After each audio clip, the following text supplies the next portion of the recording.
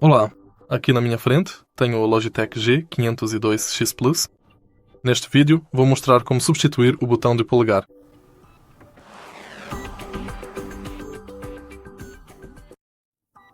Na embalagem original temos um botão adicional que você pode substituir no seu mouse. Abaixo do seu polegar você encontra este botão programável. Para substituí-lo, basta puxá-lo para fora.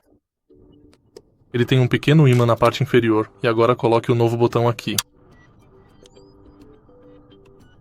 Agora, esse botão está desativado. Você não pode pressioná-lo. Troque novamente para usar o botão adicional.